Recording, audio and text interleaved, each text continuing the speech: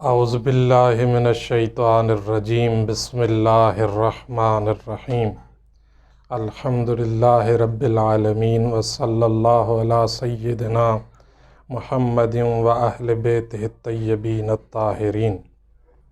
السلام علیکم ناظرین گرامی قدر، 7 ذی الحج شہادت امام محمد باقر علیہ السلام کے عنوان کے تحت آپ کے سامنے حاضر ہوا ہوں۔ امام محمد باقر علیہ السلام 7 ذی الحج 114 ہجری میں اس دنیا سے گئے ہیں۔ یہ امام علیہ السلام 7ویں معصوم ہیں اور 5ویں امام ہیں۔ تو یہ جو 2 عدد ہیں 5 اور 7، اگر ان کو ساتھ میں ملایا جائے تو 57 بنتے ہیں۔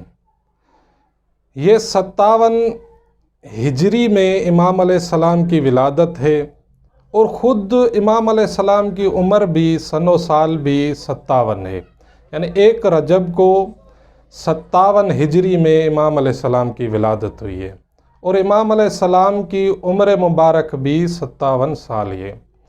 شہادت بھی تاریخ 7 ذی الحج کو، اور خود ہجری جو شہادت کی ہے وہ بھی یاد کرنے میں آسان ہے کہ 114 ہجری میں امام علیہ السلام کی شہادت ہوئی ہے۔ امام علیہ السلام کے والد گرامی امام سجاد علیہ السلام ہیں، اور والدہ ماجدہ جو خود امام حسن علیہ السلام کی بیٹی ہے، جس کا نام فاطمہ ہے، اور جس کو امام زین العابدین علیہ السلام صدیقہ کے لقب سے بلاتے تھے۔ خود امام جعفر صادق فرماتے ہیں کہ کانت صدیقہ، اور خود ایک اور روایت میں امام جعفر صادق سے ملتا ہے کہ یہ وہ بی بی ہے کہ آل حسن میں سے اس جیسی کوئی خاتون نہیں۔ اصول کافی میں ایک روایت ملتی ہے کہ بی بی فاطمہ بنت امام حسن علیہ السلام ایک دن دیوار کے قریب بیٹھی تھی، کھڑی تھی، دیوار کے پاس کھڑی تھی، تو ایسے دیوار شگاف ہوئی اور گرنے جا رہی تھی، تو بی بی سلام اللہ علیہا نے تقول بیدہا، اب تقول بیدہا ایک اصطلاح ہے عرب میں، جیسے استعمال کرتے ہیں قال بیدہی، قال برجلی، قال برجلی یعنی وہ جا رہا تھا، تو قالت بیدہا یعنی بی بی نے کچھ کہا نہیں، بس ہاتھ کے اشارے سے اس کو دیوار کو روکا ہے۔ پھر کہا لا، یعنی لا تسکد، تو وہ دیوار وہیں معلق ہو گئی۔ اصول کافی اٹھا کے دیکھ لیں، روایت میں جملے ہیں کہ کانت معلقہ، وہ دیوار وہیں پر معلق ہو گئی، گری نہیں۔ تو یہ عظمت ہے بی بی کی، امام محمد باقر علیہ السلام کے والدہ ماجدہ کی یہ عظمت ہے کہ وہ صدیقہ بی بی ہیں، اور اسی وجہ سے کہ وہ امام حسن کی بیٹی ہیں، اور ادھر امام زین العابدین جو ہیں وہ امام حسین کے بیٹے ہیں، تو یہ پہلے معصوم امام محمد باقر جو علویین ہیں، یعنی ان کی ماں بھی مولا امیر اور جناب فاطمہ زہرا کی طرف سے ہیں، اور باپ بھی جناب فاطمہ زہرا اور امام علی علیہ السلام کی طرف۔ امام محمد باقر علیہ السلام کا اسم مبارک خود رسول خدا نے رکھا تھا، اور لقب بھی خود رسول خدا نے دیا تھا۔ جب جابر بن عبداللہ الانصاری کو کہا رسول خدا نے کہ تم طویل عمر پاؤ گے، تو تم اس امام حسین جو رسول خدا کے گود میں بیٹھے تھے، تو کہا اس کی نسل سے تم ایک بچے کو پاؤ گے جس کا نام محمد ہوگا، یعنی اسمہ اسمی، میرے نام پر ہوگا، اور جو یبکر العلم بکرا، جو علم کی راہوں کو کھول دے گا، یعنی علم کو ظاہر کرے گا دنیا کے اوپر۔ تو امام کا نام بھی رسول خدا نے دیا ہے، امام کا لقب بھی رسول خدا نے دیا ہے۔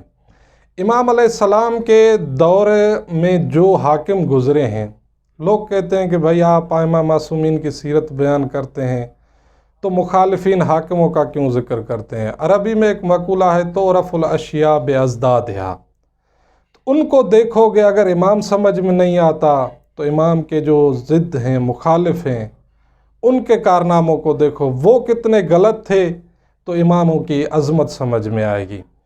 ان میں سے کئی حاکم گزرے ہیں، لیکن جو قابل ذکر ہیں اس میں عمر بن عبدالعزیز ایک حاکم گزرا ہے کہ جس نے خود مولا امیر علیہ السلام پر جو لعن و طعن ہوتا رہتا تھا اس کو بند کروایا۔